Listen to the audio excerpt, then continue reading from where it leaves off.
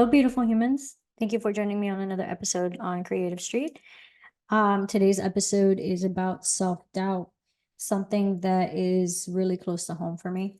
Um, I have a lot of self-doubt, even when putting on these episodes, even when making my stuff. I doubt myself. I doubt my abilities. Um, I feel like I'm challenged with a little bit of imposter syndrome. Um, and so in looking into imposter syndrome and um, how that affects the creative, I came across a lot of cool philosophies and like quotes that I wanted to share because self doubt is a natural thing. We're all humans. And I think it's natural to question our abilities, to question our understanding and our perception of things. It's even natural to question our lived experience. And don't get me wrong, questioning, I think it's really important. It's really important to question um our knowledge, to question our self-understanding. I think it really humbles us and knowing that we're not all knowing. However, when self-doubt and this rabbit hole of questioning everything leads us to this moment of um doubting ourselves, um and it becomes detrimental to your self-esteem and it becomes demoralizing and self-deprecating. That's where that needs to stop. Like that's where it's a challenge. um but questioning itself and doubting the self, I don't think it's a bad thing. If anything, I think it's a very powerful tool. It helps us understand that there's room for knowledge, there's room for growth, there's room for self-improvement and self-development um at all steps of life. However, this question game that we play, when it becomes detrimental, when it doesn't go unchecked and it's not applied appropriately, um it damages us, it limits us, it causes us to think that we aren't capable. And I think that's the opposite of what self-doubt is supposed to do for us, or can do for us. Rick Rubin in, I think, Act of Creative, or of Creating, I can't remember the exact book title right now. Um, he has a chapter on self-doubt, and there's like one of the very first lines is like, flaws are human, and the extraction of art is the humanity held in it. In other words, that self-doubt, that challenge, that hardship, like it gets reflected in our artwork, it gets reflected in all our creative acts, which is what allows people to connect with us. I think I've mentioned it in the past. If not, I'll mention it here. um it's hard to connect with somebody on something that's happy, that's something that's joyous, because we all feel different levels of happiness. We all have lived different types of experiences when it comes to happiness and joy. But one thing we can all relate on is sadness, is anger, is the hard feelings that we feel inside, those that are filled with like deep turmoil. I think those are a lot easier to connect with and to empathize with than something happy or something like funny. Like we all have different sense of humors and we all have different things that bring us happiness. And although we have all different things that bring us sadness, sadness is a profound emotion that most of us, if not all of us, can connect to. Um, and so yeah, so and self-doubt, it it's part of that, right? When you doubt yourself, when you doubt your abilities, and the things that you do, and your skills and who you are as a person, that hurts. That's a lot of that's a lot of that's a lot of hurt that you carry inside. And it when you express that, when you find your method of expressing it, people can connect to that. Um, Knowing that you don't know something about the world you live in is important. Having foundational knowledge is vital to existence. Even more, having that self-awareness that you have room for growth is important. And that's what I think self-doubt allows us to do. If you use self-doubt, um, and this imposter syndrome, right? Flip it on its head. It's not something you're challenged with. It's something that you experience and that you can use, that you can use to your benefit. It can be one of the greatest tools. Um, Creating is a privilege. It's not an obligation. To create something, to express yourself is a privilege. And when you use these ideas and your inability and your lack of understanding to express that, it is very unique. It's a very unique interpretation. Nobody can create something the way that you can. Nobody can will see the world the way that you do unless you like express it. And then even then, when people look at your artwork, it will translate differently, but the emotion will be there, and that's what they can connect with. Um, I would say if you're gonna doubt something, doubt the time that you spend reflecting on your limitations, especially the limitations that your ego places on you. Our ego likes to tell us that we know it all or that we have to perform to a certain level because we want other people to think that we know things. And I think that's harmful to ourselves. When we let ego do that, it it hurts us. Um, it hurts your ability to seize an opportunity to learn and to grow. I'm a big proponent on self-development. It's one of the things I'm constantly preaching because we're human. There's so many facets to us. There's so many different lived experiences that you can seize and you can understand from other people's perspective, as long as they communicate it. And it can help us grow and be different and be better people, whatever your interpretation of better is, because that's a whole nother thing. Um, but to doubt yourself and to doubt your skills, I think is absurd. I mean, at the very least, you know how to type something or write something.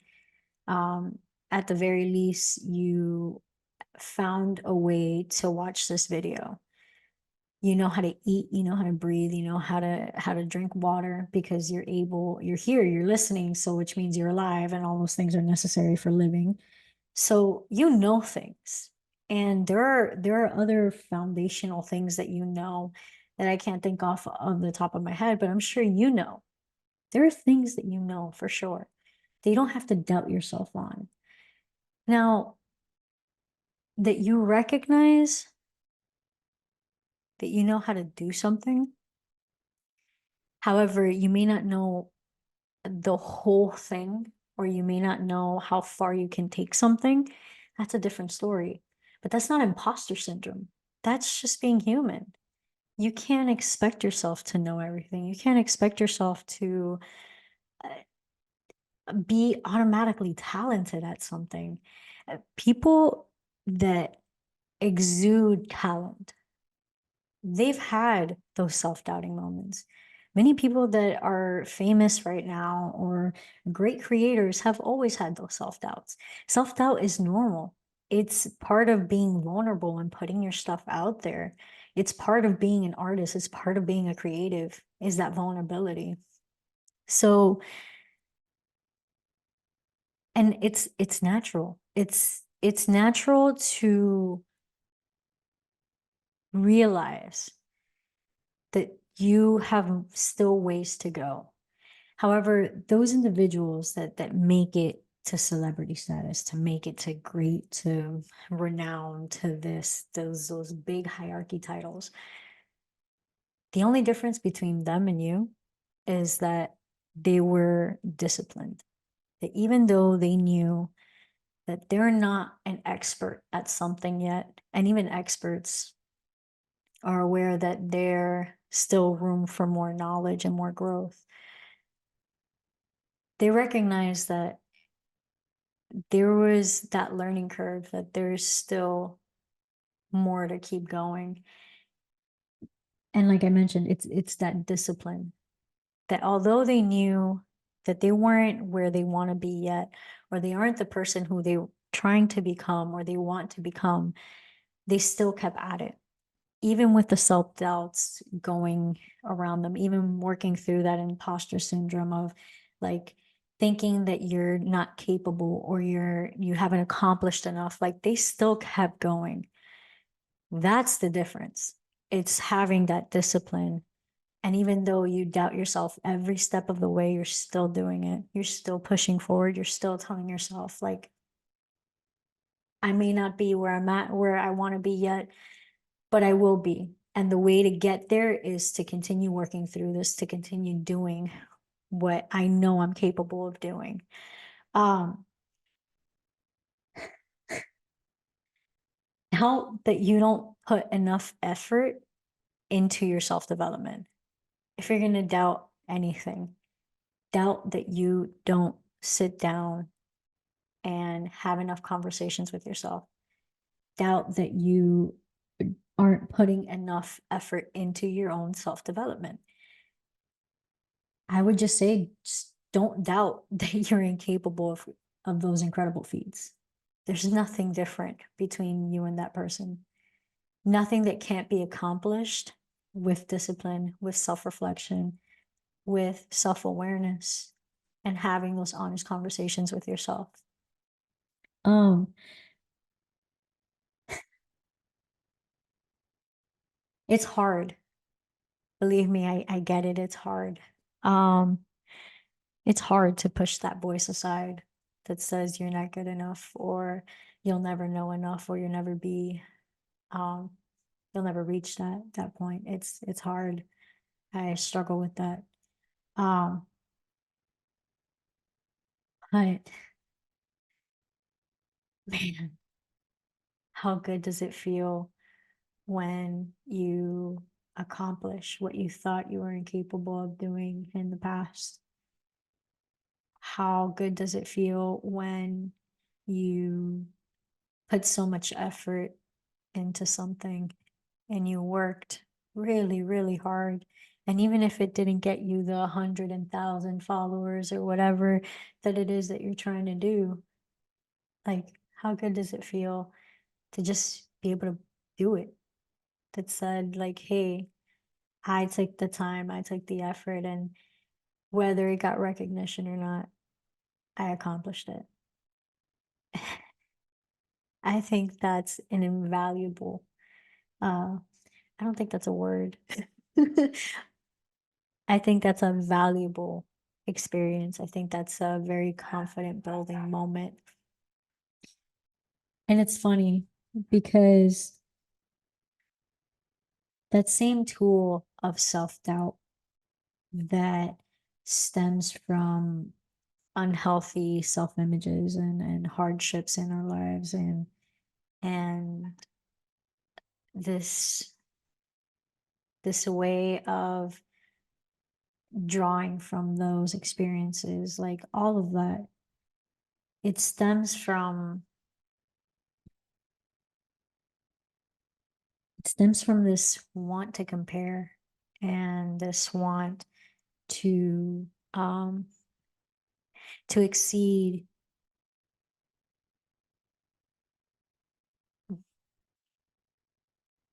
Yet, and this is gonna sound super cheesy, um sometimes the end goal that we're trying to strive for isn't even that that great of a moment. It's not as rich in terms of emotion and feeling. On the contrary, I think are the deepest emotions, the ones that resonate with us for a very long, long time in our psyche. It comes from those moments of anger, and especially those deep moments of sadness and and disappointment. Those are the ones that we really remember, and I think those are the ones that really shape us and transform us, whether it be into somebody better or somebody worse or somebody with more challenges, or as these kids say nowadays, trauma. But they're challenges. Um, those are the things that we're gonna remember. Those are the things that are gonna make us who we are. Those are the things that are gonna impact us on a daily. And those are the moments that when you finally get to whatever your goal is, to that thing, those are all the moments that you're going to remember. And that's going to help you really savor that moment and really feel that sense of accomplishment. I like questioning things. Like I mentioned earlier, I think it's natural to question things. And if you don't question things, you really should. However, I do say that I don't ask questions to things I don't want to know the answer to. Because sometimes the answer is not what I want, which I think is valid, or there's really no pretty response to it. But I do like to question things. And so I started thinking about what really, what does self-doubt really mean, right? Doubting your skills and your ability and those roadblocks that we have in our lives. Like, what does that really look like, and what does that mean? What does that do? And so one of the things that I came up with was, again, like I mentioned earlier, comparisons.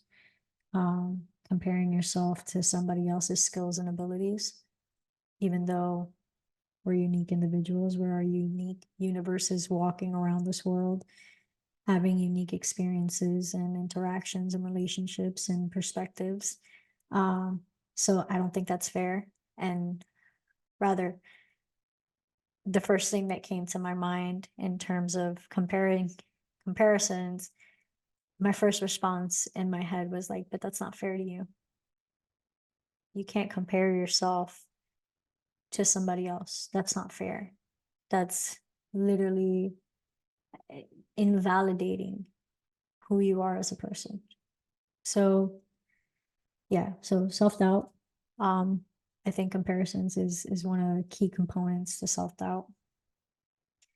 I think another reason we can have self-doubt is lack of understanding, which that's an easy fix. You don't understand something, you ask questions, or you learn about it, or you find a mentor, or you keep looking at videos and you keep practicing and you create discipline around it until you get good enough, or whatever your definition of good enough is. Or maybe it's not even good enough. It's more of like have a general understanding of what it's supposed to look like and then kind of just break away from it. Um, there's a very interesting concept that in order for you to really make a difference in a field, you have to understand the boundaries and the limitations and the where that field, what that field looks like. So there is a level of understanding. And then once you have that understanding, you can break and you can mold and you can play around with the different rules that go into it and the different limitations that are in it for it to still be within the same field, but with a unique twist and a unique perspective to it. So yeah, so you got self-doubt because of lack of understanding. Go out there and learn more. there's so many things you can learn about. There's so many ways you can learn it for those that are better, that have the ability to learn better through listening versus through reading versus through writing, um, asking questions interactively. There's so many ways that you can gain knowledge nowadays. It's to your own detriment if you don't go out looking for that knowledge. But again, it goes into that self-discipline. And one of the things I talked about in one of the few episodes ago about purpose, be intentional with what it is that you're doing. Don't just seek knowledge to seek knowledge. Why are you seeking knowledge? What is it that you're trying to accomplish? Because otherwise you won't really get what it is that you need out of gaining that knowledge. If you want to learn facts to just learn facts, great. But most of the time, and really when you do in-depth learning, is because you're interested in something or you're using it as a tool for something else. And I think that's where that idea of purpose and intention really comes from. So again, if you have like self-doubt because of lack of understanding, become intentional with your understanding. Look for those things that will help you grow and gain that knowledge. I think one of the other things that I wrote down, where like where self-doubt really can stem from, I think it's lack of self-grace and self-esteem. Um, and I think this one's a little closer to me. That's why I thought of it. Um, you can give your all to something. You can uh you can really learn something in and out and give it all you got and still fall flat on your face. And that hurts. That hurts your ego. That hurts your self-esteem a lot. Um,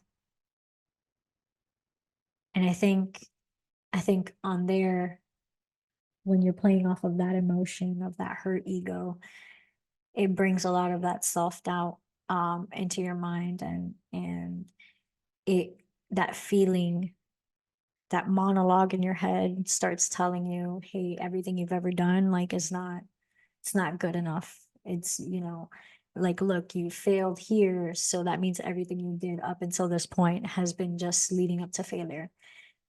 But like I mentioned earlier, and something I'm still just trying to reinforce in my own brain, every time you fail, it's what makes success all the more sweeter. It's what helps you really value that moment of triumph, because you failed so many times, and every time you learned, you hit that roadblock, and every time you picked yourself up and you kept going and you hit the roadblock again, like all of those add up, and obviously it hurts your ego and it bruises it, and it leaves it to the point where you want to give up, but don't give up. It's not worth it. Don't feed your ego. Humble yourself by questioning. Humble yourself by understanding that you're human, just like everybody else, and that we all have our challenges and we all face our different demons. Um, but that's not impossible. And again, to sound cheesy, just like the Instagram pictures, I don't know if you've ever seen them, but impossible. Literally in the word, it says, I'm possible. There's nothing in this world that is impossible. Um, so yeah. So just give yourself a little bit more grace. Give yourself a little pick me up of self-esteem. Um, you know, remind yourself there's no one out there like you. There will never be another person out there like you. Even if you think there is, I promise you there isn't. Um, and the last thing I would say for self-doubt, I wrote misplaced faith on my notes. And I think that misplaced faith really just stems from that same self-esteem. Um, in the sense that you don't think you're capable of doing because you've failed so many times, which obviously then causes a low self-esteem. But I think if you flip it on its head and you think about self-doubt again being a tool and not this thing that you suffer from, not um, this challenge you experience, if you really can use it as fuel to your fire, right? That whenever you find yourself or you catch yourself doubting your ability or doubting the intention or doubting what it is you really want to do, remind yourself, like, remind yourself that you're human. Remind yourself that you have ways to learn, that there is, that life is just a continuous, a, it's like, um, damn, life, you're just, it's never ending of learning. You're never gonna stop learning something new. And the moment that you tell yourself you know everything there is to know and there's nothing new to learn, you've missed out. You've missed out on life. You've missed out on another day. You've missed out on opportunities that existence, that life places before your eyes. There is a moment of learning in every single day. Make it a habit, make it a thing to learn something new every day, to remind yourself that there are many ways to get to the same destination. That just because you pivot or just because you need to learn something else or because you need to work a little bit more, you need to be a little bit more disciplined. And just remember, there's always, there's 100 million ways of getting to the same destination. You just got to seize that moment. Um, that's all I got to say about self-doubt. I feel like that was a lot to say. It's funny. I I talk to you guys with my notes and stuff like that. But a lot of these things I talk to myself about before ever coming here to the camera. Like earlier I was laying on the couch and kind of meditating on what today's episode was going to be about. And I'll be honest, I keep a list of all my notes and all the things I wanted to talk about. This was an unplanned one because although I had something originally planned for today's episode, it didn't feel right. Or rather, I wasn't ready to talk about that. There was other things I wanted to talk about. And like I mentioned, I was doing a meditation and I realized that it would be very inauthentic of me or very inauthentic of me to come over here and give you guys a spiel on creativity without giving you context or giving you something worthwhile to listen to today. And although self-doubt, I didn't really mention much about creativity. Um, Self-doubt is something that we're all challenged with, whether you're creative or not. And I live in the mental health world in the sense that like I work in mental health field. I went to school for mental health. Um, one of my favorite topics in terms of books are philosophy and and self-development and just psychological topics and abstract topics. It's just something I'm very intrigued by. So like I said, it'd be very inauthentic of me to sit here and have a conversation with you about creativity without touching upon some of these mental health topics that really go into what it means to be a creative. I'm painting right now. You can see it in the video. And I would I would be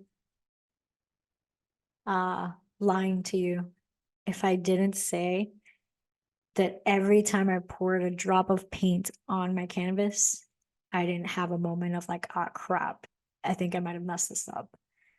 Um,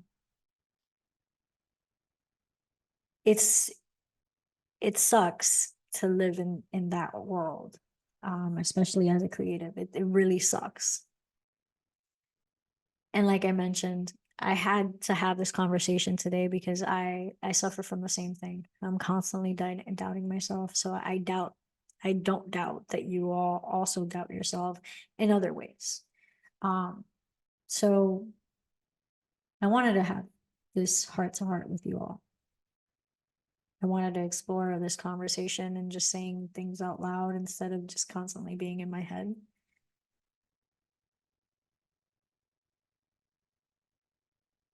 I'm very intentional with these videos. There is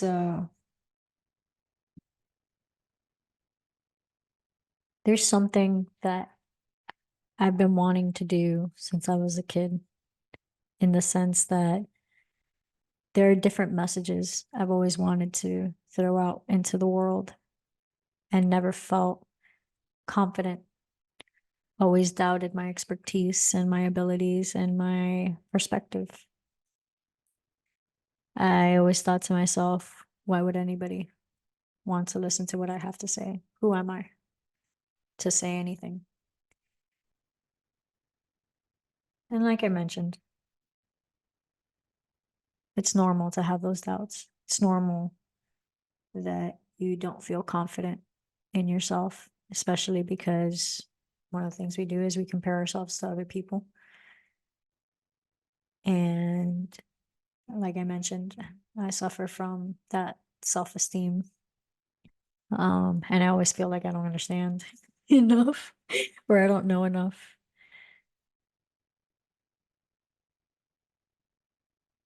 But the point that I'm trying to get at is, even through all of this self-doubt and this challenge of communicating and communicating authentically and meeting new people and being authentic and putting out stuff that you guys would like, um which I think is another thing that I like. I'm making things with you all in mind instead of just making things that I think anybody will like and that I would like. um but anyways, that's a conversation for another time. uh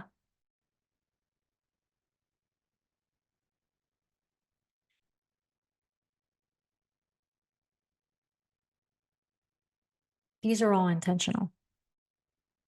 All the topics I've ever picked, all the ways that I communicate and I say my ideas or the believies I have, it's with the intention to help you all, help you humans, help myself. Just kind of get in touch with your inner monologue, get in touch with yourself. And that inner monologue, I feel like I mentioned it in the past, but it's not the inner monologue that we hear on a day to day. It's the inner monologue that lives deep within us. It's the subconscious monologue, I guess. And I'll say unconscious because I feel like unconscious means you'll never access it, but I do think you can access it. So I'll say subconscious. There's a way to access that. It takes a lot of work, it takes a lot of quiet, a lot of sifting through the clutter and the conversations, the uncomfortable conversations that your main monologue has. But it's there. And these are the little ideas, the little believies I have come from having those conversations with that subconscious monologue, writing them out, thinking about them out loud. I digress. Anyways, this wasn't supposed to be a downer. I hope you found something out of today's conversation. And then join me again next week for, I think next week I have the author Jill as my guest on her book. It's either Jill or Verum. I can't remember which one. But anyways, stay tuned. I appreciate you all joining me today. Very grateful for those that have listened, and my future listeners. I hope you have an awesome day. Stay creative.